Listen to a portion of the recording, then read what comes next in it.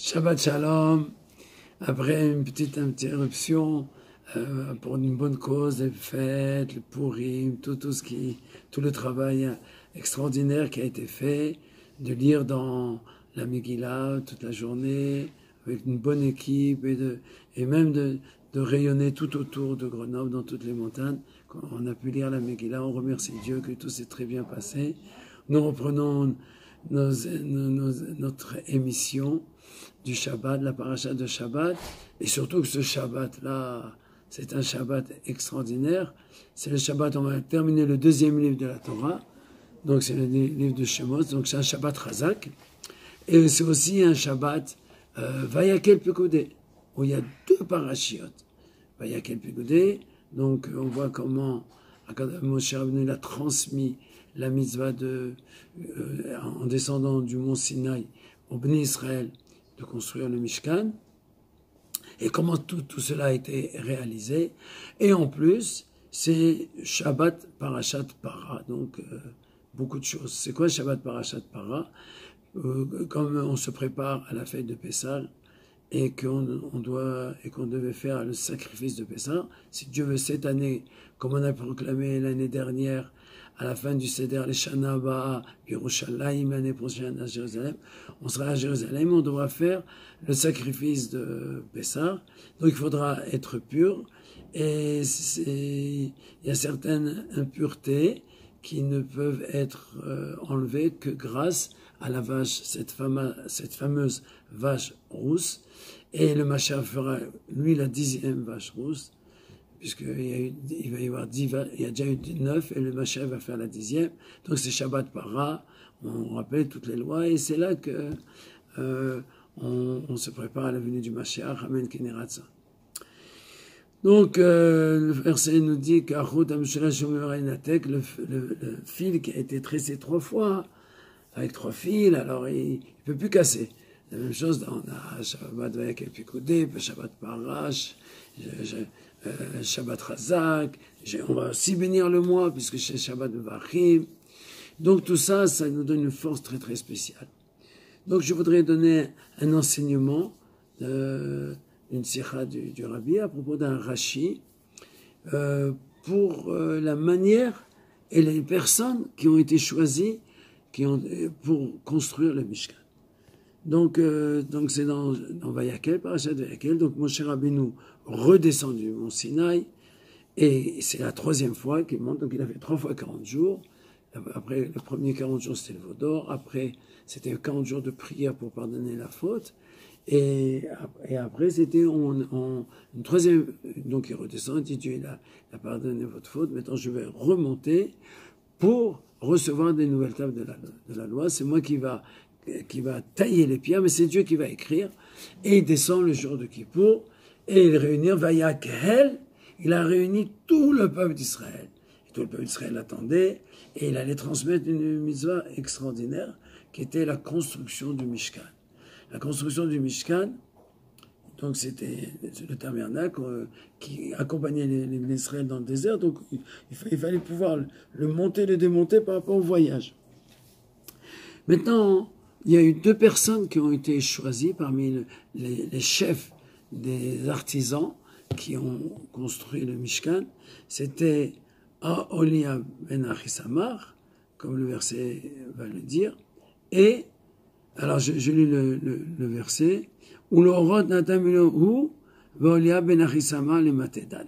C'est-à-dire, il y avait d'abord Betzalel ben Uri, comme le verset dit, dans Perek, Lamed Pasuk Lamed, voyons Moshe ben Israël, Réo, regardez, Kara Hashem Hashem Betzalel, Dieu, il a appelé Betzalel ben Uri, le fils de Uri, ben Chour, le fils de Chour, le Maté Yehuda, de la tribu de Yehuda. Et qui était Chour? Et Chour, Rachid dit tout de suite, c'était le fils de Myriam. Donc, Betzalel était l'arrière-petit-fils de Myriam. Donc on peut s'imaginer un petit peu le Yichus, l'arbre généalogique extraordinaire qui était là. Et on sait que la construction du Mishkan, c'est pour pardonner le veau d'or. Et Chour, et le fils de Myriam, a donné sa vie pour pas que les Juifs fassent le veau d'or. et jusqu'au point qu'il a été tué. Donc c'était bien à son petit-fils de réparer cette faute-là. Donc c'était le premier qui a été choisi. Le deuxième qui a été choisi, c'est dans le perso que la Médalet, où le roi de Nathan Bilbon, où va Oliab ben Achisama, Oliab le fils d'Achisama, les matés Dan, de la tribu de Dan. Donc là, on voit qu'il y a deux tribus qui sont en jeu. C'est la tribu de Yehuda et la tribu de Dan. Alors là, Rashi, il soulève et il dit la chose suivante, de Oliab, Mishevet Dan. Il était de la tribu de Dan. Mina Yehudim, Sheve Shvatim, Mimna Shvachot. Dans les 12 tribus, Dan était parmi c'était pas les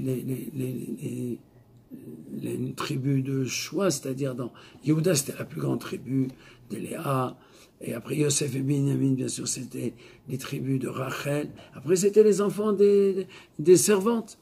Et donc, c'est un enfant d'une servante qu'on a choisi. Et Akadosh Baruch Hu l'a égalisé avec le plus grand, qui était Betzalel, de la tribu de Yehuda, et c'était la plus grande des tribus. Regardez, Betzalel venait de Myriam, qui était la prophétesse d'Israël, qui était celle qui a donné l'eau pendant toute la traversée du désert. C'est grâce à elle que Moshe Rabbeinu est né. Donc c'était une très très grande femme. Et Dan était plus réservé. Et Akadosh Baruch Hu, il les a égalisés. Les Kayem Hashlema, pour réaliser ce que le verset a dit, Velo Nikar, c'est un verset dans Yov, Velo Nikar Shua Lifnedal. Et Dieu n'a pas fait de différence entre le Shua, c'est-à-dire le prince, Lifnedal et le pauvre, il les a mis au même niveau. C'est-à-dire que tout le monde, par rapport à Kadosh Baruch Hu, Mashve Gadol Vekatan, égalise le grand et le petit. C'est-à-dire que dans la construction du Mishkan, il y a eu besoin de cette unité-là, que le grand et que le petit se sentent la même chose. C'est-à-dire que c'était la maison de Dieu, où Dieu devait résider. Et alors là, le grand et le petit, devant lui, doivent s'annuler. Ça nous enseigne que dans les synagogues, dans tous les endroits d'études, dans les endroits où on se réunit, que l'honneur, il est à Dieu, et on ne doit pas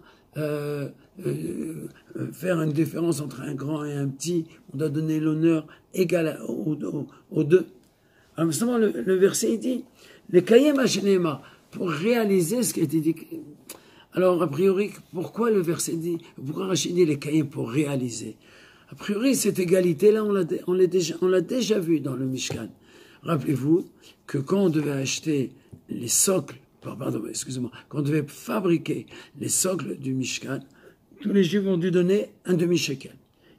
Après, quand le Mishkan a été mis sur pied et qu'il fallait commencer les corbanotes, on a encore demandé aux Juifs de donner un demi-shekel à égalité. Le riche ne donne pas plus, le riche ne donne pas plus, le pauvre ne donne pas moins, pour égaliser le riche et le grand pour les sacrifices. Maintenant, pour le Mishkan, donc il y a eu cette idée. Donc, quelle est pourquoi Akadosh Baruch Hu, il a tellement eu besoin de soulever cette égalité-là entre le plus grand et le plus petit, de faire qu'ils ne sont qu'une seule chose, qu'ils sont au même piédestal. C'est qu'en réalité, quand on a construit le Mishkan, à part les socles, pour construire le Mishkan lui-même, il y avait Ish Kinidvat Libo. Chacun avait comme le désir de son cœur. Il y a eu 15 éléments pour construire le Mishkan. L'argent n'était qu'un seul des éléments. Bon, il y avait 13 et 15 parce que les deux autres, c'était les princes qui les ont, c'était les diamants que les princes qui les ont offerts. Sur les 13, il y avait 12. Et là, il y avait une grande différence. Il y avait les riches, les pauvres, les femmes, les hommes. Et pas tout le monde a donné la même chose.